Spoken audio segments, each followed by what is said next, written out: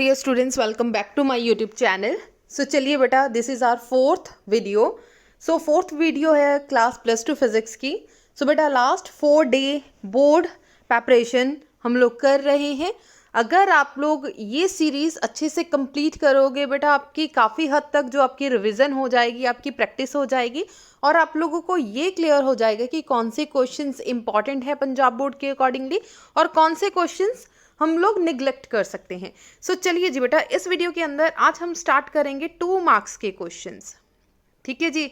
सो 2 marks के question आज हम डिस्कस करेंगे. आज हम 2 मार्क्स की वीडियो स्टार्ट करेंगे. इससे पहले बेटा 3 पार्ट्स वीडियो के आ चुके हैं. 3 पार्ट्स में हमने डिस्कस करे थे ओनली एमसीक्यूज. सो एमसीक्यूज का बेटा एमसीक्यूज भी डिस्कस किए थे और टेस्ट सीरीज भी गूगल फॉर्म के थ्रू आपका टेस्ट हुआ था. सो आप लोगों ने टेस्ट, आई होप आप लोगों ने किया होगा, अटेम्प्ट किया होगा. सो चलिए आज हम स्टार्ट करेंगे 2 मार्क्स के क्वेश्चन. बेटा 3 पार्ट्स अगर आपने अभी तक नहीं देखे सो प्लीज़ डिस्क्रिप्शन बॉक्स में जाएं और आप लोग वीडियो चेक कर सकते हैं. सो चलिए बेटा, आज की वीडियो मैंने डिवाइड की है क्योंकि 2 मार्क्स के जैसे 1 मार्क्स के बेटा एमसीक्यूज थे, वो सारे रैंडमली मिक्स क्वेश्चन थे, जिसकी वजह से मुझे ऐसा लगा कि शायद बच्चों को टेस्ट अटेम्प्ट करने में प्रॉब्लम हो रही है. 9 यूनिट्स इकट्ठे याद करने थोड़े से डिफिकल्ट हो रहे हैं. सो 2 मार्क्स के हम थोड़ा सा सिस्टमैटिकल वे से चलेंगे. फॉर एग्जांपल हमारे बेटा 9 यूनिट्स हैं. आज हम लोग एमसीक्यूज करेंगे, 2 मार्क्स के क्वेश्चंस करेंगे यूनिट नंबर 1 और 2 के. ठीक है. इसमें बेटा एक क्वेश्चन आएगा, एक थियोरी क्वेश्चन आएगा और एक न्यूमेरिकल आएगा और में आएगा. सो ऑप्शन है आपके पास न्यूमेरिकल की, लेकिन हमने न्यूमेरिकल्स को निगलेक्ट करके बिल्कुल नहीं जाना. न्यूमेरिकल्स करेंगे हम लोग. न्यूमेरिकल्स में बेटा एक तो पेज कम लगेंगे, छोटे से एरिया में आपका पूरा क्वेश्चन हो जाएगा और मार्क्स कटने के जो चांसेस होते हैं वो बहुत कम है. सो न्यूमेरिकल में अगर आपने स्कोर करना है, फिजिक्स में अच्छा स्कोर करना है, तो न्यूमेरिकल्स पे फोकस ज़रूर करें. थ्योरी पेपर बहुत ज़्यादा लेंथी हो जाएगा अगर सिर्फ और सिर्फ थ्योरी करोगे. उससे डिसएडवांटेज ये है कि आप लोगों को टाइम कम मिलेगा. ठीक है. शीट्स आप लोगों की हो सकता है कि आपके पास ना बचे एक्सेट्रा. सो न्यूमेरिकल और थ्योरी हम लोग दोनों पे फोकस करेंगे. अब देखो 2 मार्क्स के जो फर्दर है दैट इज़ 3 और 4th यूनिट. इसमें से आएगा 1 क्वेश्चन. ये हम डे 5 में करेंगे. आज की हम वीडियो में चैप्टर नंबर 1 और 2 करेंगे, यूनिट नंबर 1 और 2. उसके बाद बेटा नेक्स्ट जो हमारा नेक्स्ट वीडियो होगी, नेक्स्ट वीडियो में हम लोग 5th यूनिट, बहुत छोटा सा यूनिट है, 5th 7th और 8th, इस तरीके से अपनी इसे डिवाइड करते अपनी सीरीज़ को. मतलब 3 days लगेंगे 2 मार्क्स के क्वेश्चंस अटेम्प्ट करने के लिए. ठीक है जी. सो आज की वीडियो में हम लोगों ने क्या करना है, 2nd unit, 1st and 2nd unit के 2 मार्क्स के क्वेश्चंस डिस्कस करने लगे हैं. ठीक है जी. सबसे पहले मैं आप लोगों को सिलेबस में से बता दूं कौन से टॉपिक्स अच्छे से करने हैं, बिकॉज बच्चों को सिलेबस में काफ़ी कन्फ्यूज़न है. सो बेटा ये है आपका ऑफिशियल सिलेबस. अपना सिलेबस आप लोग चेक कर सकते हो. सो बेटा 2 मार्क्स के वैसे बोल के बताने लगी हूँ, बाद में क्वेश्चंस भी करवाऊंगी. बेटा फर्स्ट जो चैप्टर है इसमें है क्वांटाइजेशन ऑफ चार्ज, जिसमें से 2 मार्क्स का क्वेश्चन बनने के चांसेस काफ़ी ज़्यादा रहते हैं. Coulomb's law of force between 2 point charge is very less important topic, 2 marks में बन सकता है. सो ये क्वेश्चन 2 मार्क्स में बन सकता है. उसके बाद बेटा जो चार्ज है, प्रॉपर्टीज़ ऑफ चार्ज हैं. फॉर एग्जांपल अगर हम लोगों ने सेम चार्ज एक रॉड ले ली, अगर उसको किसी सिल्क के क्लॉथ के साथ रब किया, उस पर कौन सा चार्ज आएगा एक्सेट्रा, ऐसे क्वेश्चंस 2 मार्क्स में बन सकते हैं. बाकी जो भी है इसमें लाइक सुपरपोजिशन प्रिंसिपल, आप इसे थोड़ा सा निगलेक्ट कर सकते हो. ठीक है. कॉन्टिन्यूस चार्ज डिस्ट्रीब्यूशन, आप इसे भी निगलेक्ट कर सकते हो. फोर्स बिटवीन मल्टीपल चार्जेस, इसे भी निगलेक्ट कर सकते हो. ठीक है जी. सो मैंने आपको चैप्टर वाइज बता दिया कि कौन सी चीज़ें आप स्किप कर सकते हो. अब आ जाओ इलेक्ट्रिक फील्ड वाले चैप्टर के ऊपर. इलेक्ट्रिक फील्ड वाले चैप्टर के अंदर बेटा electric field due to a point charge 2 marks का आर्टिकल आ सकता है, वेरी रेयर चांसेस. और इसके बाद बेटा torque on a dipole in a uniform magnetic field, this is the most most most important जो आपके एग्जाम में आ सकता है।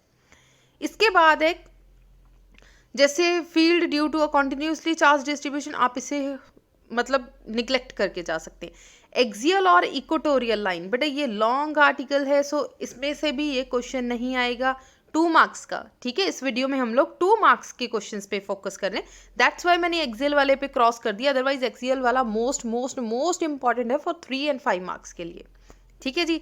नेक्स्ट आ जाओ गॉस थ्योरम, बेटा गॉस थ्योरम में से ज़्यादातर मोस्ट प्रोबेबली 3 मार्क्स का या 5 मार्क्स का 100% श्योर है कि यहाँ से आपका 3 या 5 मार्क्स का क्वेश्चन बनेगा। अगर 3 और 5 मार्क्स का क्वेश्चन बनेगा यहाँ से, देन 2 मार्क्स का क्वेश्चन, 1 मार्क्स का क्वेश्चन यहाँ से बनने के चांसेस थोड़े से कम है। क्लियर हो गया? बाई चांस इसमें से 2 मार्क्स का क्वेश्चन बन गया, एक इसमें आएगा प्रूव गॉस थ्योरम, ठीक है, statement of Gauss theorem proof, इसका प्रूफ करना है, या फिर जो कूलम्स फोर्स वाला प्रूफ करना है, ठीक है, वो बस। अदरवाइज इस चैप्टर को आप लोग निगलेक्ट कर सकते हैं 2 मार्क्स के लिए। 2 मार्क्स में से 3 और 5 मार्क्स का क्वेश्चन ही आएगा गॉस थ्योरम से। अब आ जाओ इलेक्ट्रिक पोटेंशियल चैप्टर नंबर 4 के ऊपर। ये है आपका चैप्टर नंबर 4 इलेक्ट्रिक पोटेंशियल। बेटा इलेक्ट्रिक पोटेंशियल में से आपका पोटेंशियल ग्रेडियंट वाला जो क्वेश्चन है, इक्विपोटेंशियल सरफेस है, यहाँ से equipotential surface and its properties, ये 2 मार्क्स का क्वेश्चन बन सकता है, ठीक है। इसके बाद पोटेंशियल ग्रेडियंट नाम का एक टॉपिक है, सो मुझे यहाँ पे सिलेबस में दिख नहीं रहा पोटेंशियल ग्रेडियंट, सो ये मोस्ट इंपॉर्टेंट है 2 मार्क्स के लिए, ठीक है जी। सो ये 2 क्वेश्चंस ऐसे क्वेश्चंस है जो मोस्ट इंपॉर्टेंट है 2 मार्क्स के लिए। अब आ जाओ 5th चैप्टर। 5th चैप्टर है आपका कैपेसिटर वाला। बेटा कैपेसिटर में से, कैपेसिटर एक ऐसा चैप्टर है जिसमें से 1 मार्क्स का क्वेश्चन, 2 मार्क्स का क्वेश्चन, 3 मार्क्स का क्वेश्चन और 5 मार्क्स का क्वेश्चन बन सकता है। और इसमें जो 2 मार्क्स का क्वेश्चन है capacitor in series, capacitor in resistance, ठीक है, देन इलेक्ट्रोस्टैटिक शील्डिंग क्या चीज़ है, ये चीज़ों पे 2 मार्क्स के क्वेश्चंस बन सकता है। अब आ जाओ हमारा नेक्स्ट चैप्टर करंट इलेक्ट्रिसिटी। बेटा करंट इलेक्ट्रिसिटी को 2 चैप्टर्स में डिवाइड किया गया है, ये हमारा फर्स्ट चैप्टर है। इसमें से ज़्यादातर 2 मार्क्स का न्यूमेरिकल्स ज़्यादा इम्पॉर्टेंट है। अदरवाइज आप लोग देख सकते हो, जैसे बेटा कार्बन रजिस्टर और कलर कोड जो है वो लास्ट ईयर इसमें से बहुत कम क्वेश्चंस पूछे गए थे, सीबीएसई में ये टॉपिक्स नहीं है, सो दैट्स वाई इसके क्वेश्चंस बहुत कम बन रहे हैं। नेक्स्ट है coefficient of temperature dependence of resistance and resistivity, which is most most most important for 2 marks. अगर मेटल का टेम्परेचर इंक्रीज कर दिया तो क्या होगा, रेजिस्टिविटी को क्या होगा, कंडक्टिविटी को क्या होगा, अगर सेमीकंडक्टर का टेम्परेचर इंक्रीज कर दिया, ये question most most most important है जो आप लोगों ने बहुत अच्छे से प्रिपेयर करनी है। उसके बाद आ गया किरचॉफ्स लॉ। किरचॉफ्स लॉ का बेटा कभी अकेला फर्स्ट लॉ आ गया, कभी अकेला सेकेंड लॉ आ गया 2 मार्क्स के अंदर, अदरवाइज इसमें से ज़्यादा कुछ नहीं है 2 मार्क्स वाला। क्लियर हो गया जी? सो 2 मार्क्स का क्वेश्चन बेटा सेकेंड यूनिट का जो फर्स्ट चैप्टर है इसमें से 2 मार्क्स का क्वेश्चन आने के चांसेस ज़्यादा हैं। सो सिलेबस में से मैंने बता दिया कौन कौन से टॉपिक्स इंपॉर्टेंट है। सो चलिए क्वेश्चन स्टार्ट करेंगे, हम लोग थ्योरी करेंगे, ठीक है। न्यूमेरिकल्स ये वाला और ये वाले न्यूमेरिकल्स हम लोग लास्ट डे पे करेंगे, न्यूमेरिकल्स के लिए अलग से वीडियो बन जाएगी। सो आज हम थ्योरी पे फोकस करेंगे। सो चलिए यार, फर्स्ट क्वेश्चन इज, सो बेटा इसकी पीडीएफ आप लोगों को टेलीग्राम चैनल पे मिल जाएगी। यही पीडीएफ जो आप लोग स्क्रीन के ऊपर देख रहे हो, most most most important questions है इसमें 1 एंड 2 मार्क्स के। अगर अभी तक आपने कुछ नहीं पढ़ा तो सिर्फ यही पीडीएफ करके चले जाओ बेटा, 100% आप लोगों के बहुत अच्छे मार्क्स आ जाएंगे, ठीक है जी। सो ये मेरी खुद की बनाई हुई पीडीएफ है जो मोस्ट इंपॉर्टेंट क्वेश्चंस है। सो नंबर 1 पे आ जाओ, state and explain Coulomb's law. सबसे पहले आपने क्या करना है, state and explain Coulomb's law. Coulomb's law को आप लोगों ने एक्सप्लेन करना है। सो हल्का फुल्का इस वीडियो के अंदर मैं सारे क्वेश्चंस समझा दूंगी कि कैसे करने हैं। सो प्लेन स्क्रीन पे चलते हैं। सो इसमें सबसे पहले बेटा आप लोगों ने डेफिनेशन लिखनी है। According to Coulomb's law, the magnitude of force of attraction और repulsion between 2 point charges. So 2 point charges ले लीजिए इस तरीके से, एक है Q1 एक है Q2 and distance between them is R, दोनों के बीच में एक डिस्टेंस ले लो R, ठीक है जी, is inversely proportional to the square of the distance between them. दोबारा से डेफिनेशन सुनो, magnitude of force of attraction और repulsion between any two point charges at rest is directly proportional to the product of their charges, मतलब कि product of their charges मतलब Q1 plus Q2 and inversely proportional to 1 over inversely proportional to the square of the distance between them. So 1 divided by r square. So इससे ले लो equation number 1 and this is our equation number 2. Now combine both these equations. So f directly proportional to Q1 Q2 divided by r square. ये एक term आ गई, directly proportion का sign remove कर दो, आपके पास आ जाएगा k Q1 Q2 divided by r square. यहाँ तक आपका k का आंसर आ गया। अब बेटा k is a constant term जिसकी वैल्यू कितनी है, k is equal to 1/4 pi epsilon naught, ठीक है जी। अब इसकी वैल्यू जस्ट पुट कर दो, इतना स्क्रीनशॉट ले लो, इसके बाद जस्ट इसकी वैल्यू पुट करनी है। So f is equal to 1/4 pi epsilon naught Q1 Q2 divided by r square. So this is the final answer. ये आ गया बेटा कूलम्स लॉ का फाइनल आंसर। आप यहाँ तक भी छोड़ के आ सकते हो क्योंकि 2 मार्क्स का क्वेश्चन है, मतलब यहाँ यहीं तक आप लोग छोड़ के आ सकते हो। अदरवाइज अगर आपका मन करे epsilon not is a permeability, ठीक है, लिख सकते हो कि ये एब्सोल्यूट परमेबिलिटी है जिसकी वैल्यू कितनी है 8.85 इंटू 10⁻⁻12 कूलम स्क्वायर पर न्यूटन पर मीटर स्क्वायर। अगर आपका मन करे लिखने का तो लिख दो, ठीक है। सो इसकी वैल्यू पुट करोगे, इसमें पुट करोगे पाई की वैल्यू 3.14। जैसे ही आपने सॉल्व करा देन 1/4 पाई एप्सिलॉन नॉट की जो वैल्यू है वो कितनी आ जाएगी, जब आप इसकी वैल्यू पुट करेंगे आपके पास इसकी पूरी वैल्यू आ जाएगी 9 इंटू 10⁻⁹ न्यूटन मीटर स्क्वायर पर कूलम स्क्वायर। इसी को उल्टा के लिख दिया, ठीक है, इसी के यूनिट्स उल्टा कर लिख दिए। सो ये था आपका कूलम्स लॉ। सिंपल है बिल्कुल, ठीक है, बिल्कुल इजी क्वेश्चन है, 2 मार्क्स का क्वेश्चन आएगा।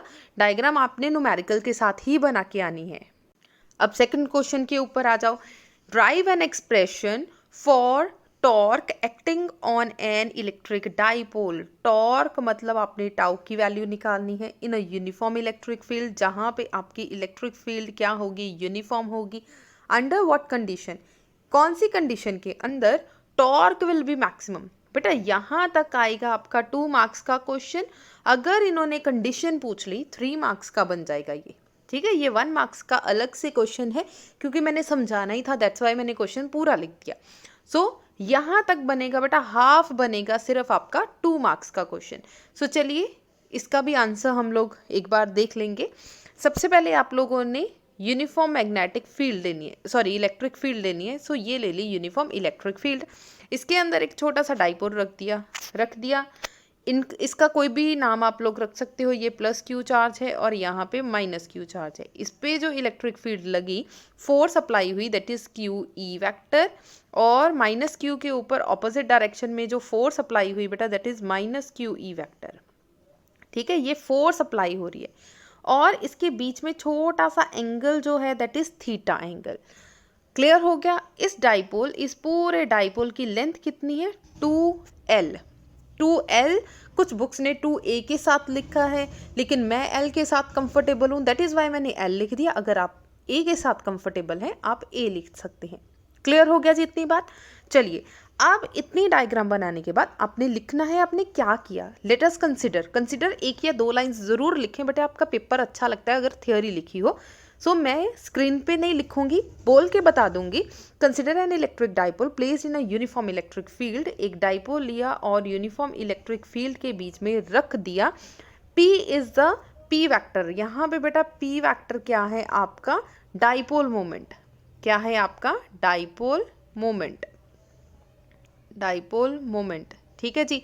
सो P डाइपोल मोमेंट है, थीटा आपका क्या है, एंगल बिटवीन, एंगल बना है P और E वेक्टर। बेटा ये आपकी E वेक्टर है और इस तरफ आपका एक डाइपोल लगेगा that is P upward direction, मतलब ये है यहाँ पे P और इलेक्ट्रिक फील्ड E इस तरफ, P और E के बीच में जो एंगल है that is theta. So PE और E के बीच में बन गया आपका theta angle. Suppose that two charges plus Q charge and minus Q charge are placed in such a way that the forces QE vector and minus QE vector are equal and are in opposite direction। इसका मतलब net force कितनी होगी, net force कितनी होगी, एक तो बेटा ये फोर्स लग रही है सो लिख दिया QE वेक्टर, और एक ये फोर्स लग रही है सो एक ये लिख दी माइनस QE वेक्टर।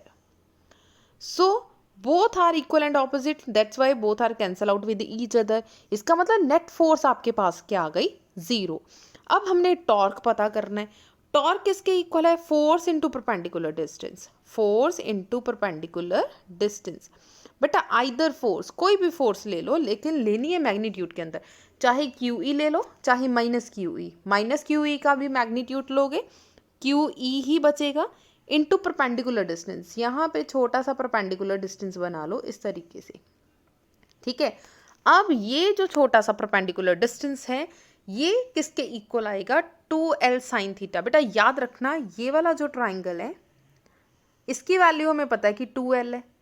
+1 के अंदर हमने ऑलरेडी ये कॉन्सेप्ट पढ़ा हुआ है कि जो बेस है बेस के ऊपर ऑलवेज कॉस थीटा होगा और जो परपेंडिकुलर है इसके ऊपर ऑलवेज साइन थीटा होगा। ये ऑलरेडी हम लोगों ने +1 के अंदर पढ़ा हुआ है। सो आप लोग +2 में इसे एक्सप्लेन करना चाहते हो पेपर में तब भी ठीक है, नहीं एक्सप्लेन करोगे तब भी ठीक है, इसके मतलब इसके आपके मार्क्स कटेंगे नहीं। सो परपेंडिकुलर डिस्टेंस ये रहा। सो ये कौन है, 2L साइन थीटा। क्लियर हो गया जी। सो ये आपका बेस है, ठीक है, और ये हाइपोटेन्यूज के बिल्कुल सामने क्या है, 2L sine theta. So perpendicular क्या है, 2L sine theta. Direct put कर सकते हो आप लोग, इसमें कोई दिक्कत नहीं है कि पुट नहीं करेंगे, डायरेक्ट पुट करेंगे हमारे मार्क्स ना कट जाए, नहीं कटेंगे। ऑलरेडी हम लोगों ने +1 के अंदर ये कॉन्सेप्ट पढ़ के आए हैं, दैट्स वाई आप लोग +2 के अंदर बैठे हो। अब आ जाओ Q into 2L। What is Q into 2L, that is P is dipole moment. So आ गया PE साइन थीटा। अब साइन थीटा रिमूव कर दो, ये भी आप लोगों ने +1 के अंदर कॉन्सेप्ट पढ़ा है, क्रॉस प्रोडक्ट और डॉट प्रोडक्ट। साइन हटाओगे तो क्रॉस प्रोडक्ट आएगा, डॉट हटाओगे तो कॉस थीटा आएगा। यहाँ पे हमने साइन को रिमूव करना है, अगर साइन रिमूव कर दिया आपका आएगा क्रॉस प्रोडक्ट। सो E vector cross P vector या P vector cross E vector, ये आ गया बेटा आप लोगों का टाउ का आंसर। यहाँ तक था आपका 2 मार्क्स का क्वेश्चन। अब उन्होंने बोला है the torque will be maximum. Question आप लोग दोबारा से पढ़ो, यहाँ पे लिखा है under what condition will be the torque is maximum. Torque कब मैक्सिमम होगा, जब थीटा की वैल्यू 90 डिग्री होगी। हमने टॉर्क अभी सॉल्व करा है, PE साइन थीटा, थीटा की जगह पे 90 degree, what is sine 90, 0। So यहाँ पे पुट कर दिया, sorry sine 90 equals to 1, not 0, sine 0 equals to 0, sine 90 equals to 1। So tau का आंसर आ गया PE। सो ये आ गया बेटा आपका मैक्सिमम टॉर्क। आई होप आप लोगों को एक्सप्लेनेशन अच्छे से क्लियर हो रही है। अगर किसी तरीके की बेटा कोई प्रॉब्लम, कोई दिक्कत आए तो पूछ लेना।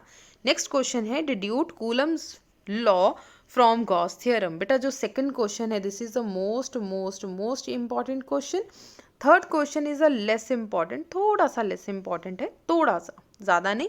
सो कूलम्स लॉ देखते हैं कि कूलम्स लॉ कैसे एक्सप्लेन करेंगे गॉस थ्योरम से।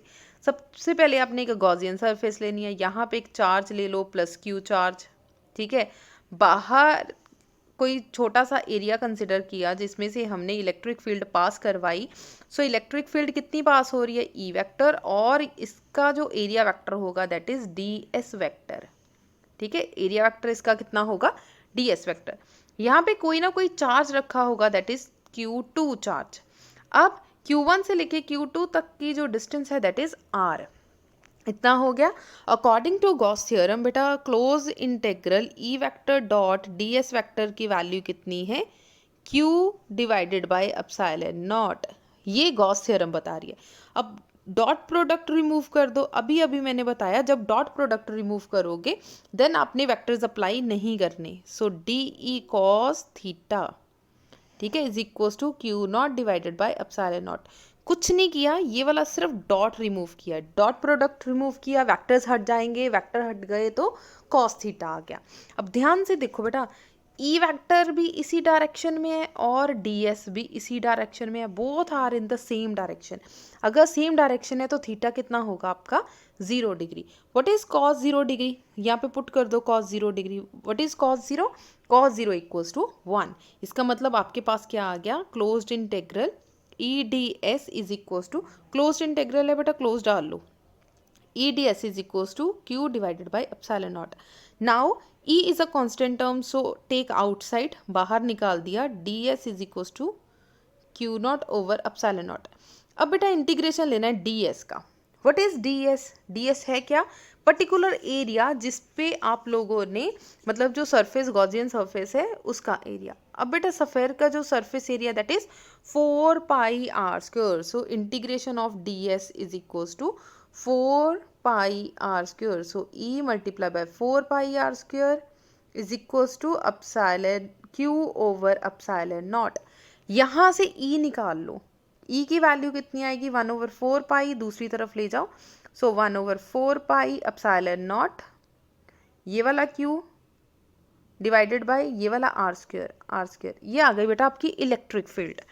यहाँ तक सिर्फ इलेक्ट्रिक फील्ड पता लगी है, लेकिन हमने पता करना है कूलम्स फोर्स। अब कूलम फोर्स का फॉर्मूला क्या है, F is equals to Q2E। So Q2 की वैल्यू बेटा Q2, E की वैल्यू अभी हमने सॉल्व करी है 1/4 pi epsilon naught Q divided by are square. ठीक है जी। सो क्योंकि वो सारा 1/1 था सो 1/1 लिख लो, 1/4 pi epsilon naught Q1 Q2 divided by are square. So हो गया, गॉस थ्योरम से हमने प्रूव कर दिया कूलम्स फोर्स। क्लियर हो गया जी। सिंपल सा टॉपिक है, इजी टॉपिक है, सो घबराना नहीं है, अच्छे से पढ़ के जाना है। नेक्स्ट आ जाओ, define principle parallel plate capacitor. अब पैरेलल प्लेट कैपेसिटर बेटा क्या चीज़ है, जब आपने दो पैरेलल प्लेट कैपेसिटर्स लिए, मतलब कंसिस्ट करेंगे दो equal and opposite charge parallel plate capacitor. आपने दो पैरेलल प्लेट कैपेसिटर्स लिए, ऐसे प्लेट्स ली सिंपल, ठीक है, सुन लो। एक parallel plate capacitor consist of two equal and opposite charged plates, area separated by a certain distance. इसके बीच में कोई ना कोई डिस्टेंस होगा, दैट इज डी। ये हो गई इसकी डेफिनेशन। नेक्स्ट है, उन्होंने बोला एक्सप्लेन करो principle of parallel plate capacitor. कैसे एक्सप्लेन करोगे, अदरवाइज बेटा आपके पास बुक्स वगैरह ये सारा कुछ होगा, सो आपने अपनी बुक की हेल्प लेनी है, क्योंकि बहुत ज़्यादा थियोरी है, सो थियोरी मैं लिख नहीं सकती, लेकिन शेयर करती हूँ आपके साथ। बेटा अगर एक्सप्लेनेशन आए 2 मार्क्स के अंदर, देन आपने इस तरीके से लिख कर आना है, it consist of a principle, it is based on the principle that when an earth conductor is placed in a neighborhood of a charged capacitor then capacitance of the capacitance increase। ठीक है जी, capacitance increase हो जाएगी। कैसे increase होगी, मान लो आपने एक positive charge will be given to a A plate ले लो और आपने इसको पॉजिटिव चार्ज मतलब यहाँ पे पॉजिटिव चार्ज देना स्टार्ट कर दिया, तब तक दो जब तक ये मैक्सिमम पॉजिटिव नहीं हो जाएगा। Now consider another insulating plate B held near, A के बिल्कुल साथ बेटा बी प्लेट को रख दो। ठीक है, ए प्लेट ये थी जिसपे दोनों तरफ पॉजिटिव चार्ज है, बी प्लेट जैसे ही रखोगे देन क्या होगा, by induction B acquire negative charge, जो इसके अंदर वाला पोर्शन है बेटा वो नेगेटिव चार्ज एक्वायर कर लेगा, एंड दूसरी साइड पे पॉजिटिव पोटेंशियल आ जाएगा, पॉजिटिव चार्ज आ जाएगा इस तरीके से। Whereas the induced negative charge tries to decrease the potential of A, जो बेटा ये नेगेटिव है, नेगेटिव ने ए प्लेट की पोटेंशियल को डिक्रीज करने की कोशिश करेगा, और ये जो बी पॉजिटिव चार्ज है इसने इस ए पॉइंट की पोटेंशियल को इंक्रीज करने की कोशिश करनी है। ठीक है, बी नेगेटिव है सो पॉजिटिव पोटेंशियल होगा, whereas induced negative charge tries to, ये नेगेटिव चार्ज ए पर डिक्रीज करने की कोशिश करेगा और बी इंक्रीज करने की कोशिश करेगा। Induced positive charge tries to increase the potential of A. ध्यान से दोबारा सुन लो, ये है पॉजिटिव प्लेट ए, बी अंदर वाला पोर्शन नेगेटिव, बाहर वाला पोर्शन पॉजिटिव। ये बी प्लेट का अंदर वाले पॉजिटिव ने इसकी पोटेंशियल को डिक्रीज करने की कोशिश करना है, क्योंकि ये नेगेटिव है और ये पॉजिटिव है, दैट्स वाई इसको कम करने की कोशिश करेगा। लेकिन जो पॉजिटिव पार्ट है, पॉजिटिव पार्ट ने पॉजिटिव को इंक्रीज करना है, charge tries to increase the potential of A. ये चीज हो गई clear. Since induced negative charge is near, क्योंकि नेगेटिव जो चार्ज है वो ए प्लेट के ज़्यादा नज़दीक है, इट्स इफेक्ट इज लार्जर, इसका इफेक्ट पॉजिटिव चार्ज से थोड़ा सा ज़्यादा होगा। इसका मतलब totally potential A gets reduce and capacity is increase. Capacitance जो पोटेंशियल होगा वो डिक्रीज हो जाएगा और पोटेंशियल इंक्रीज हो जाएगी। कैसे पता चला? C is equal to q over V है फॉर्मूला। अगर पोटेंशियल आपका डिक्रीज हो गया तो कैपेसिटेंस इंक्रीज कर जाएगी, फॉर्मूले से पता चला। Connecting B to the earth, जैसे ही आपने बी प्लेट को अर्थ किया, इंड्यूस्ड फ्री पॉजिटिव चार्ज, जितना भी यहाँ पे पॉजिटिव चार्ज था वो सारा अर्थ में चला गया। Whereas induced negative charge remains bound, सिर्फ अंदर वाला नेगेटिव चार्ज बच गया। Due to this potential A is greatly reduce, जिसकी वजह से अब पॉजिटिव चार्ज तो कोई रहा नहीं जिसने इसकी पोटेंशियल को इंक्रीज करना है, सिर्फ नेगेटिव चार्ज रह गया जो सिर्फ और सिर्फ डिक्रीज करेगा, ठीक है, जिसकी वजह से मैक्सिमम कैपेसिटेंस इंक्रीज हो जाएगी। क्लियर हो गया बेटा जी? इजी सा क्वेश्चन है, ध्यान से याद करोगे, एक दो बार पढ़ लो, अच्छे से याद हो जाएगा, बोर्ड एग्जाम तक भी आपको ये भूलेगा नहीं। नेक्स्ट है drive relation for the equivalent capacitance of capacitor in series and parallel. Capacitors को अगर आप लोग सीरीज में लगाओगे तब क्या होगा, अगर पैरेलल में लगाओगे तब क्या होगा। बेटा ये बहुत सिंपल सा टॉपिक है, दैट्स वाई मैं एक्सप्लेन नहीं कर रही, ठीक है। अगर फिर भी किसी चीज़ में दिक्कत आए तो पूछ लेना, I will explain the topic in a next video, ठीक है। नेक्स्ट है 2 लिमिटेशंस बतानी है कूलम्स लॉ की। कूलम्स लॉ की कौन कौन सी लिमिटेशंस हैं जिसकी वजह से ये फेल हो गया, ठीक है, जो कि इम्पॉर्टेंट क्वेश्चन है, बहुत बार एग्जाम में ये क्वेश्चन रिपीट हुआ है। एक तो बेटा ये यूनिवर्सल लॉ नहीं है, ग्रेविटेशन जो लॉ है, सॉरी कूलम्स लॉ है, ये यूनिवर्सल नहीं है। Second, it is only applicable, ये सिर्फ और सिर्फ एप्लीकेबल है फॉर चार्ज एट रेस्ट। अगर आपका चार्ज रेस्ट पे पड़ा है तभी कूलम्स लॉ अप्लाई कर पाओगे, अगर मूविंग चार्ज पार्टिकल है तो कूलम्स लॉ अप्लाई नहीं कर पाओगे। नेक्स्ट है it is only applicable for a point charge, अगर आपके पास बिल्कुल छोटा सा पॉइंट चार्ज है तभी आप कूलम्स लॉ अप्लाई कर पाओगे, otherwise you can not apply Coulomb's law. So ये इसके ड्रॉबैक्स हैं। नेक्स्ट आ जाओ SI unit of electric charge. Electric charge के बेटा एसआई यूनिट क्या है? कूलम। आपने कूलम को एक्सप्लेन करना है मैथमेटिकल पोर्शन और थियोरी की फॉर्म में। सो इसे भी देख लो। सो सिंपल आप लोगों ने स्टार्ट करना है। SI unit of charge is coulomb. 1 coulomb is that much charge which repel an equal and similar charges by force 9 into 10 raised to the power 4. So formula क्या है? F equals to 1/4 pi epsilon naught Q1 Q2 divided by R square. अब condition लेनी है कि Q1 equal to Q2 है, both are equal, that's why हमने Q नाम रख दिया। R की वैल्यू आपने लेनी है 1 मीटर। अब इसकी वैल्यू पुट करनी है और फोर्स उन्होंने बोला कितना अप्लाई होगा, 9 into 10 raise to the power 9। So F की वैल्यू पुट कर दो 9 into 10 raise to the power 9। 1/4 pi epsilon naught की वैल्यू ऑलरेडी हमें पता है 9 into 10 raise to the power 9। Q1 Q2 की जगह पे लिख दो Q into Q divided by 1 square, ठीक है। ये सारी टर्म के साथ कैंसिल हो गई। सो Q स्क्वायर की वैल्यू कितनी आ गई? 1 आ गई। सो Q की वैल्यू कितनी आ गई? +-1 कूलम। सो ये आ गया 1 कूलम चार्ज की डेफिनेशन। क्लियर हो गया? ये भी बिल्कुल सिंपल सा ही है। Next is SI unit of electric charge. Electric charge की बेटा कोई भी, sorry, properties of electric charge. SI unit तो हमने डिस्कस कर लिया, ठीक है। 4 प्रॉपर्टीज लिखनी है, अदरवाइज तो इसकी बहुत सारी प्रॉपर्टीज है। नहीं, प्रॉपर्टीज जो 4 प्रॉपर्टीज हैं वो कौन कौन सी जो प्रॉपर्टीज हैं? अच्छा, इसमें अब बच्चे काफ़ी कंफ्यूज रहते हैं। जो इलेक्ट्रिक चार्ज है कौन सी प्रॉपर्टी लिखनी है कि पॉजिटिव पॉजिटिव की तरफ जा रहा है या कैसे जा रहा है। 4 प्रॉपर्टीज मतलब सिंपल 4 प्रॉपर्टीज जहाँ पे लिखी आए वो क्या है। नंबर 1, एक तो ये एडिटिव नेचर है, एडिटिव नेचर है, बुक के स्टार्टिंग में ही लिखा हुआ है।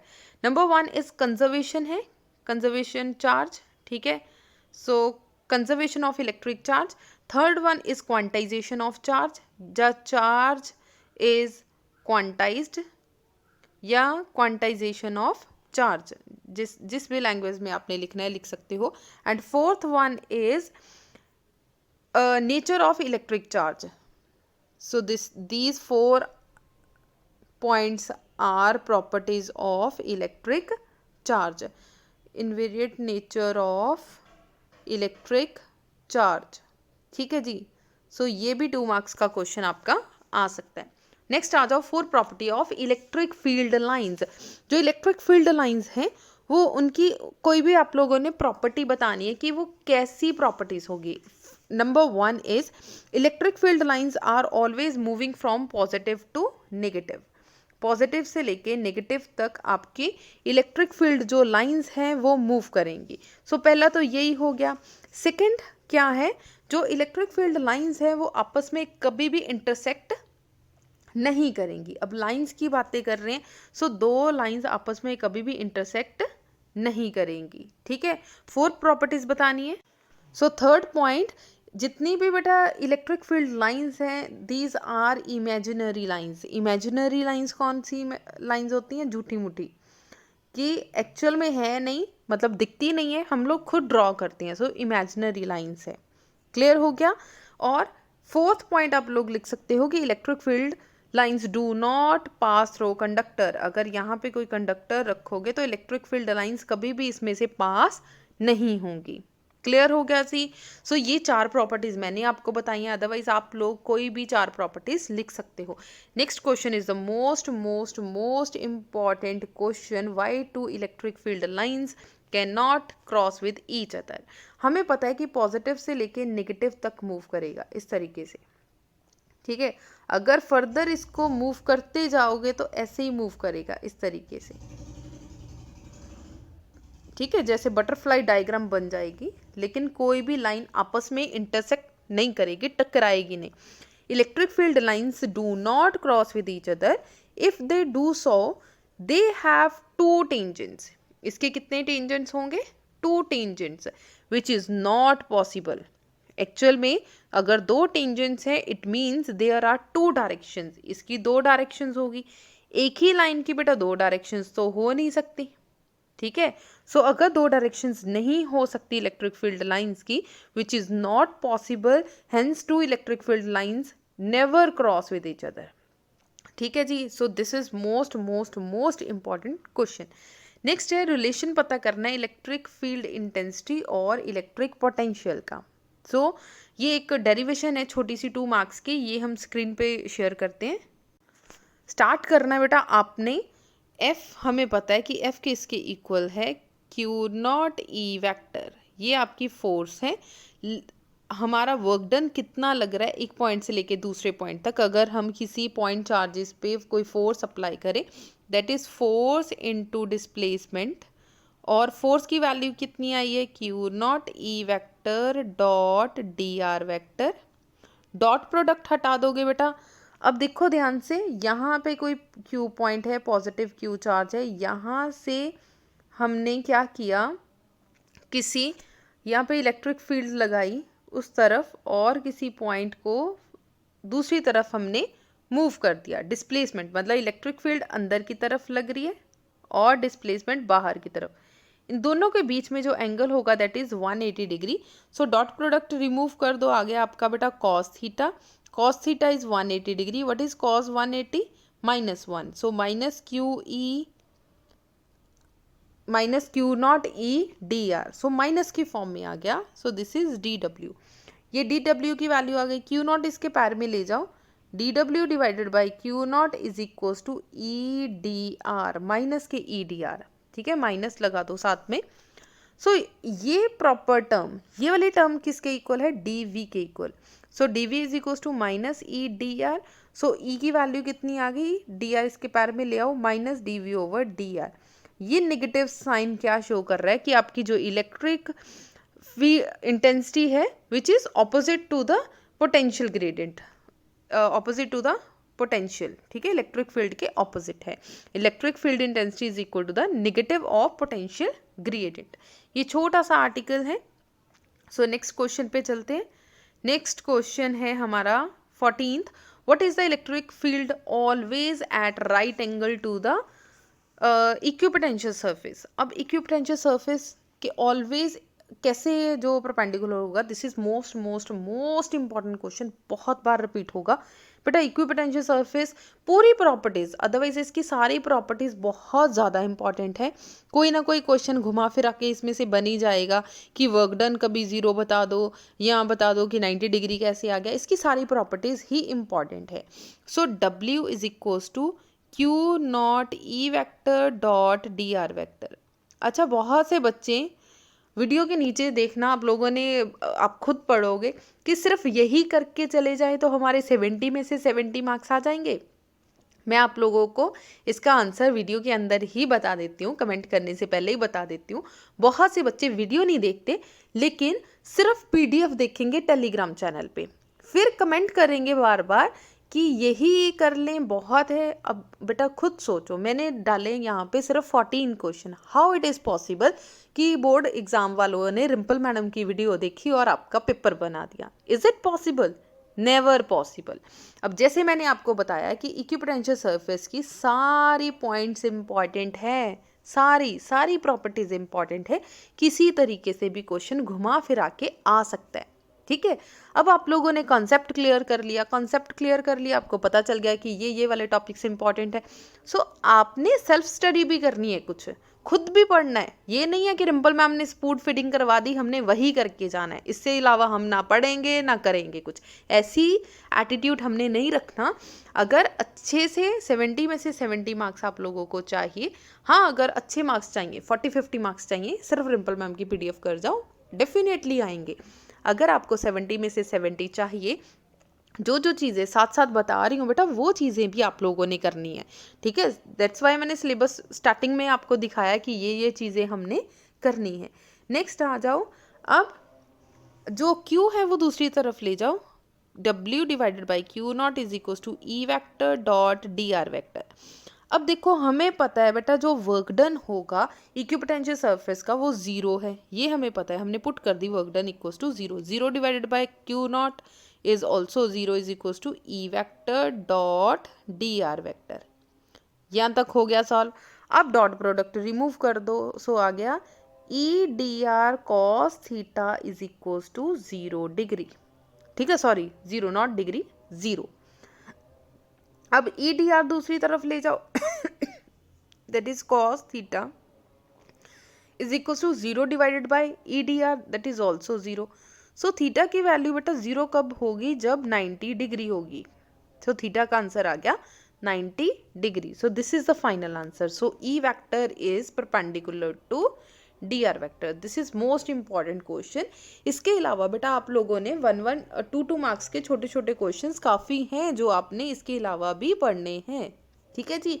ये जितने क्वेश्चंस मैंने करवाए हैं, these are the most important questions. Otherwise आपके हाथ में जो भी 1-2 मार्क्स के क्वेश्चंस लगे आपने वो पढ़ने हैं। नेक्स्ट आ जाओ, find the total resistance of a circuit in which the 3 resistors are connected in parallel। बेटा ये क्वेश्चन तो हम लोग 10th में भी करके आए हैं, दैट्स वाई मैं स्किप कर रही हूँ, यहाँ पे एक्सप्लेन नहीं करूँगी, ये आप खुद कर सकते हो।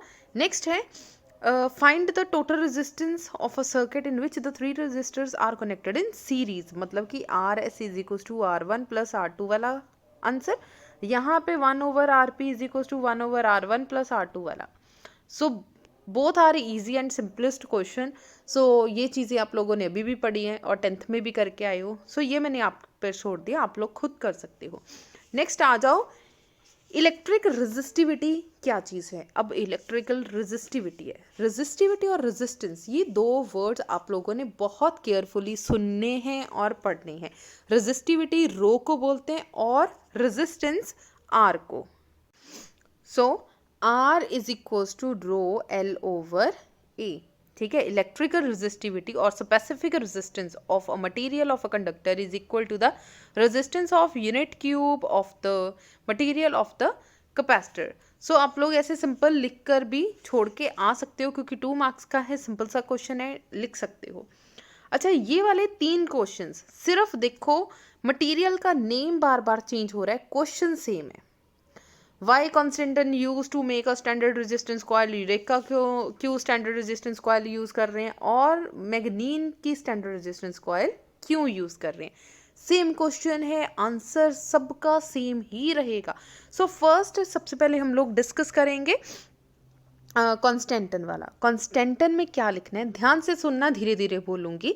Because temperature coefficient of resistance, temperature coefficient of resistance मतलब alpha, because temperature coefficient of resistance for constantan is very low, बहुत कम है इसकी value, and have a very high value of resistivity, क्योंकि इसकी रेजिस्टिविटी काफ़ी हाई है।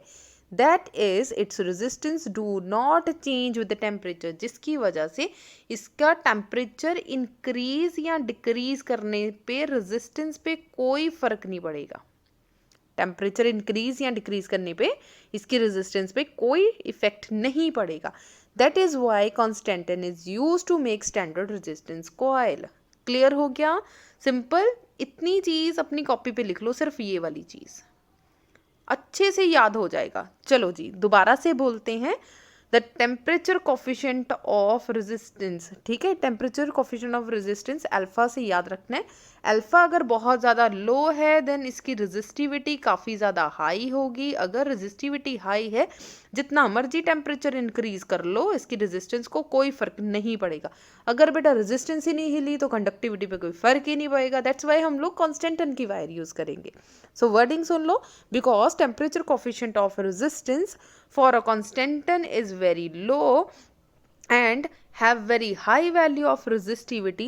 That is why resistance do not change with the rise in temperature or change in temperature. That's why constantan is used to making standard resistance coil. ठीक है जी। Similarly next question करेंगे eureka वाला। अब eureka wire क्यों use करेंगे, same है इसका answer. Because its temperature coefficient of resistance is very low. Coefficient of resistance क्या है, वेरी लो है, और resistivity is very high. That's why resistance do not change with rise in temperature और change in temperature. जितना मर्जी temperature change कर लो, resistance पे फर्क नहीं पड़ेगा। सेम आंसर मैग्नीन का है। Its temperature coefficient is very low, temperature coefficient बहुत लो है, and has very high value of resistivity.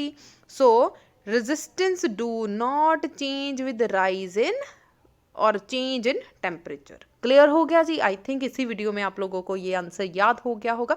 सिर्फ इसी तरीके से लिख लो, अल्फा लो है, रो ज़्यादा है, रेजिस्टिविटी पे कोई चेंज नहीं आएगा जब टेम्परेचर चेंज करेंगे। सिर्फ इतनी चीज़ लिख लो, अब वर्डिंग में खुद कन्वर्ट कर लेना। ठीक है जी, इतनी चीज़ लिख लो, अच्छे से याद हो जाएगा। नेक्स्ट है, how does the electric resistance of a metal varies with rise in temperature. Same question है, घबराने की ज़रूरत तो है नहीं। उन्होंने बोला है electric resistance of a metal. अब किसी मेटल का अगर आप लोगों ने टेम्परेचर इंक्रीज कर दिया देन क्या होगा, ऑन इंक्रीजिंग द टेम्परेचर। मान लो यहाँ पे एक मेटल है, ये इसका आप लोगों ने टेम्परेचर इंक्रीज कर दिया। जैसे ही टेम्परेचर इंक्रीज करोगे, जितने भी यहाँ पे इलेक्ट्रॉन्स होंगे वो वाइब्रेट करना स्टार्ट करेंगे और एक दूसरे पे कोलाइड करना, टकराना स्टार्ट कर देंगे। Number of collision occurring between electrons, electrons के बीच में कोलिजन स्टार्ट हो जाएगी। Ions also increase and as a result resistance of the metal increase, resistance increase हो जाएगी with rise in temperature. Clear हो गया जी, याद हो गया। मेटल के केस में, कंडक्टर के केस में जैसे ही आपने टेम्परेचर इंक्रीज करा, जितने भी फ्री इलेक्ट्रॉन्स हैं उनमें कोलिजन स्टार्ट हो जाएगी। अगर कोलिजन स्टार्ट हो गई देन रेजिस्टेंस इंक्रीज हो जाएगी। सो इससे पता चल गया जैसे ही आपने टेम्परेचर इंक्रीज करा तो आपकी रेजिस्टेंस इंक्रीज हो गई। नेक्स्ट है differentiate between ohmic and non ohmic device. Important और सिंपल क्वेश्चन है, दैट्स वाई मैं एक्सप्लेन नहीं कर रही, आप लोग कर सकते हो। अगर प्रॉब्लम आई तो प्लीज़ कमेंट सेक्शन में दे देना। ठीक है। On what factor resistance of a conductor depend. अच्छा, ये जो दो क्वेश्चंस है ना, बच्चों को बड़ी कंफ्यूजन रहती है इन दो क्वेश्चंस में। इसमें लिखा है on what factor resistance of the conductor depend. Conductor की कौन सी रेजिस्टेंस, कौन से फैक्टर्स हैं जिस पे डिपेंड कर रही है। 10th क्वेश्चन है on what factor does internal resistance of the cell depend. Internal resistance किस पे डिपेंड करेगी। So these are the most important question. अच्छा बेटा, ऐसे ही क्वेश्चन एक और है कि जो मेटल जो पोटेंशियोमीटर की वायर्स है या मैटर है वो किस वायर की बनी हुई है, क्यों बनी हुई है, एक्सेट्रा, ऐसे ही है। देन कॉपर वायर जो होती हैं वो कैसी बनती है, कैसी होनी चाहिए, एक्सेट्रा। ठीक है, ये थोड़े से सिमिलर टाइप के क्वेश्चंस है। आप लोग एक ही तरह के क्वेश्चंस अच्छे से कर लो, आपका मतलब कंसेप्ट क्लियर होने चाहिए। On what factor does the resistance of metal depend. अब हमारे पास फॉर्मूला है rho is equal R is equal to rho L over A. पहली चीज R is directly proportional to L, एक चीज हो गई। दूसरी R is inversely proportional to area. अगर लेंथ इंक्रीज करोगे तो रेजिस्टेंस इंक्रीज कर जाएगी, एरिया इंक्रीज करोगे तो रेजिस्टेंस डिक्रीज हो जाएगी। दो चीजें ये हो गई। तीसरा चीज की क्या है, resistance of a conductor increase with rise in temperature. जैसे ही आप लोगों ने टेम्परेचर को इंक्रीज किया, आपका रेजिस्टेंस भी इंक्रीज हो जाएगी। यही जो ऊपर वाले कॉन्सेप्ट, ऊपर वाले क्वेश्चन में हमने कॉन्सेप्ट पढ़ा। सो सारे कॉन्सेप्ट बेटा एक दूसरे से मिले हुए हैं, एक दूसरे से जुड़े हुए हैं। आप लोग एक बार कॉन्सेप्ट को अच्छे से पढ़ लो, उसे मोल्ड करना सीख लो, इजीली पेपर हैंडल हो जाएगा, इजीली। ठीक है, अब नेक्स्ट है बेटा on what factors does internal resistance of the cell. अब internal resistance of the cell मतलब कि सेल के अंदर की बात कर रहे हैं। मान लो ये सेल है, सेल में कैसा इलेक्ट्रोलाइट डाला है, कैसे इलेक्ट्रोड्स डाले हैं, एक्सेट्रा, इन चीज़ों पे फर्क पड़ेगा। Number 1, the surface area of electrode. Electrode का एरिया कैसा है, मोटा है, पतला है, बड़ा है, छोटा है, कैसा है। The distance between the electron, दोनों के बीच का डिस्टेंस मतलब डी डिस्टेंस कितना है।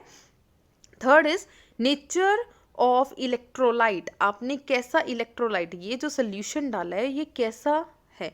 द टेम्परेचर ऑफ इलेक्ट्रोलाइट, आपने कितना टेम्परेचर दिया है। These are some internal factors, अंदर वाले फैक्टर्स हैं कि कौन कौन सी चीज़ों पे डिपेंड कर रहा है। नेक्स्ट है connecting wire are always made up of a copper. अभी मैंने बोला था कि कॉपर वाला मोस्ट इंपॉर्टेंट है। सो इसका भी सिंपल सा आंसर है because it have a very low value of resistivity. Resistivity की वैल्यू बहुत ज़्यादा लो है, मतलब कंडक्टिविटी ज़्यादा ही होगी। The resistance of the connecting wire made up of a copper do not add to the resistance of the circuit, thus current in the circuit is not affected. That is why जितना मर्जी current increase करते जाओ वो इतना ज़्यादा effect नहीं करेगा। So that's why हम लोग कनेक्टिंग वायर को यूज़ करेंगे क्योंकि रेजिस्टिविटी लो है और कंडक्टिविटी हाई है। A wire is carrying current, is it charge. अगर एक वायर के अंदर करंट है, क्या वो चार्ज होगी? चार्ज नहीं होगी, सिर्फ चार्ज को कैरी करके लेके जाएगी। नेक्स्ट है standard resistance coil are made up of a material. Same question है जो पीछे था, मैग्नीन वायर क्यों यूज़ करते हैं, ये क्यों यूज़ करते हैं, वही क्वेश्चन है सेम। अल्फा क्या है आपका, लो, और रो आपका क्या है, हाई। सो रेजिस्टेंस आर पे कोई फर्क नहीं पड़ेगा अगर आप टेम्परेचर को चेंज करोगे। सेम आंसर है इसका भी। नेक्स्ट है ईएमएफ और पोटेंशियल डिफरेंस में डिफरेंस लिखना है। What is EMF of the cell. EMF of the cell क्या है, सबसे पहले डिफरेंस से पहले आप लोगों को ईएमएफ ऑफ द सेल पता होना चाहिए। इलेक्ट्रोमोटिव फोर्स क्या है, as the potential difference between the two terminal of the cell. Cell के बीच में दो टर्मिनल्स लगे हुए हैं, इन दोनों टर्मिनल्स का potential difference when no current is drawn, जब इसमें करंट पास नहीं होगा तब इन दोनों के बीच में जो पोटेंशियल डिफरेंस होगा that potential difference is EMF. ठीक है, अब on what factor does it depend, कौन कौन से फैक्टर्स पे ये डिपेंड करेगा, मतलब internal resistance of the cell जो अभी हमने फैक्टर्स करे हैं, नेचर ऑफ इलेक्ट्रोलाइट और टेम्परेचर ऑफ इलेक्ट्रोलाइट। ठीक है जी। नेक्स्ट है what is the effect of rise in temperature of resistivity. वही क्वेश्चंस हैं बार बार, बस क्वेश्चंस की वर्डिंग चेंज हो रही है। सो ये क्वेश्चन खुद करके देखना। 17th है on what factors the rise in temperature on the conductivity of copper and silicon. Copper बेटा क्या है, एक कॉपर क्या है आपका मेटल, अगर इसका टेम्परेचर, मेटल का टेम्परेचर आप लोग इंक्रीज करोगे तो रेजिस्टेंस क्या कर जाएगी, इंक्रीज कर जाएगी, जिसकी वजह से इसकी कंडक्टिविटी डिक्रीज कर जाएगी। सो इन्होंने क्या पूछा, व्हाट इज कंडक्टिविटी पे क्या फर्क पड़ेगा। अगर कंडक्टिविटी रेजिस्टेंस इंक्रीज कर गई तो कंडक्टिविटी डिक्रीज कर जाएगी। नंबर 1 क्या हो गया कॉपर का, जैसे ही आपने टेम्परेचर इंक्रीज करा then conductivity will be decrease. हुन सेकंड है silicon, silicon is a semiconductor. Silicon क्या है, सेमीकंडक्टर। जैसे ही आपने टेम्परेचर इंक्रीज करा देन फ्री इलेक्ट्रॉन्स आ गए, फ्री इलेक्ट्रॉन्स और ज़्यादा रिलीज हो गए। अगर फ्री इलेक्ट्रॉन्स और ज़्यादा रिलीज हो गए देन कंडक्टिविटी आपकी और इंक्रीज हो जाएगी। सो इसमें जैसे ही आपने टेम्परेचर इंक्रीज करेंगे कंडक्टिविटी इंक्रीज हो जाएगी। सो ये थे बेटा आपके कुछ एक क्वेश्चंस जो कि बहुत ज़्यादा मोस्ट इम्पॉर्टेंट है। अब हम एक्यूरेट की बुक से बेटा जो लास्ट सेकेंड डे है, जिसमें फर्स्ट डे के हमने एमसीक्यूज कर चुके, सेकेंड डे वाले हम लोग क्वेश्चंस करेंगे। सो कुछ क्वेश्चंस मैं आप लोगों को स्क्रीन पे दिखा देती हूँ, आप लोग खुद ट्राई करके देखें, क्योंकि बेटा मैंने आपको अपनी खुद की पीडीएफ बना के ये दिखाया कि ये वाले क्वेश्चंस इंपॉर्टेंट है, और एक्यूरेट की बुक से बेटा उन्होंने मिक्स करके बता दिया। लास्ट 2 डेज मतलब आप लोगों की पूरी तैयारी हो चुकी है, देन आप लोगों ने 1 and 2 डेज वाले लास्ट 4 डेज वाली जो असाइनमेंट है वो उठाई है। सो एक बार देख लो, घबराना नहीं है, सारे क्वेश्चंस हमारे हो जाएंगे। एक्यूरेट की बुक के अकॉर्डिंगली जो सेकेंड डे 2 मार्क्स के मोस्ट इंपॉर्टेंट क्वेश्चंस हैं आप लोग देख सकते हैं। क्वेश्चन रहे आपकी स्क्रीन के ऊपर, ध्यान से देखिए और कॉन्फिडेंस हाई करना है हमने, ठीक है जी। पेपर तक जाते जाते बेटा हमारी 100% हमारी तैयारी होनी चाहिए और अच्छे से पेपर करके आएंगे। So number 1 is no two electric field lines never cross with each other, जो आप लोगों ने मेरी असाइनमेंट के अंदर भी ये क्वेश्चन देखा है। नेक्स्ट है write two difference between EMF and terminal potential difference, ये भी हमारा हो गया सेकंड यूनिट के अंदर। मैग्नेटिक फील्ड वाला बेटा थर्ड यूनिट के अंदर करेंगे, ये 6th यूनिट का क्वेश्चन है, ये 7th यूनिट का क्वेश्चन है 7th। और डिफाइन यूनिट ऑफ कैपेसिटेंस, ये 1st यूनिट का, ये 3rd यूनिट का क्वेश्चन है, और ये 4th यूनिट का क्वेश्चन है आइंस्टाइन वाला। सो बेटा जो ये बाकी सारे क्वेश्चंस आपके बाकी यूनिट्स के हैं। और drive the relation between drift velocity and electric current, otherwise बेटा ये 3 मार्क्स का क्वेश्चन है। हाँ अगर 2 मार्क्स में आ गया तो आपको करना ही पड़ेगा। सो ये एक क्वेश्चन आप लोग कर लेना। नेक्स्ट है why two electric lines of force can not cross with each other, ये भी हमने कर लिया। इसके बाद ये सारे बेटा आप लोगों के और चैप्टर के और यूनिट्स के क्वेश्चन है। ये है एक question, derive an expression for the energy stored in a capacitor, in what form the energy is stored. बेटा ये U is equal to half CV² वाला आर्टिकल है, जिसमें 3 फॉर्मूलेज अलग लगाएंगे। अदरवाइज ये भी 3 मार्क्स का क्वेश्चन है, लेकिन अगर 2 मार्क्स में आया तो यहाँ तक आप लोग ड्राइव करके आओगे। इसके बाद नेक्स्ट क्वेश्चन हम लोग देखेंगे बेटा, how many electrons are present in 1 coulomb of charge, 1 of coulomb of charge मतलब Q is equal to NE है। N उन्होंने पता करने के लिए बोला है Q divided by E। Q कितना बोला है 1, E की वैल्यू 1.6 इंटू 10⁻⁻19। अब इससे सॉल्व करके देख लो, दिस इज 0.625 या 6.25 इंटू 10⁻18 आ जाएगा। अगर आप लोग 0.625 निकालोगे तो 10⁻19 आएगा। जैसे भी आप लोग सॉल्व करें ये इसका आंसर है। देन टॉर्क वाला हमने ऑलरेडी बेटा डिस्कस किया है, टॉर्क वाला आर्टिकल, सो ये भी मोस्ट इंपॉर्टेंट है। नेक्स्ट बेटा इलेक्ट्रिक डाइपोल, ये 3 मार्क्स का क्वेश्चन है, 2 मार्क्स का क्वेश्चन नहीं है, ठीक है। करंट डेंसिटी क्या है और इसके SI यूनिट क्या है, ये बेटा सेकंड यूनिट का क्वेश्चन है। स्पेसिफिक रेजिस्टेंस क्या है उसकी SI unit, this is also most important. उसके बाद बेटा फैक्टर्स लिखने हैं रेजिस्टेंस के, रेजिस्टिविटी के, ये हम लोग डिस्कस कर चुके हैं, ठीक है। बाकी सारे ये बेटा थर्ड यूनिट के क्वेश्चन हैं। सो कोई भी क्वेश्चन अगर बाई चांस कोई मिस हो गया अदरवाइज यहाँ पे कंप्लीट हो जाएगा, ठीक है। अदरवाइज बेटा मैंने फुल फ्लेज आप लोगों को क्वेश्चंस करवाए हैं, सारे डिस्कस करें। बाई चांस कोई रह गया सो इस PDF के अंदर आप लोगों का एक्यूरेट वाले में कंप्लीट हो जाएगा, ठीक है। एक्यूरेट ने बहुत सारी वो चीज़ें नहीं बताई जो मैंने आप लोगों को बताई। सो यही उन्होंने 2 मार्क्स के क्वेश्चंस बताए हैं। सो बाकी बेटा जो मैंने आपको क्वेश्चंस बताए हैं वो आप लोगों ने अच्छे से प्रिपेयर करने हैं और अच्छे से प्रिपेयर करके हमने पेपर भी अच्छे से देना है। सो अगर आप लोगों को वीडियो अच्छी लगी हो तो वीडियो को लाइक कर दीजिए, मैक्सिमम शेयर कर दीजिए। अगर चैनल पे बेटा फर्स्ट टाइम आए हो तो चैनल को सब्सक्राइब कर देना। Thank you so much.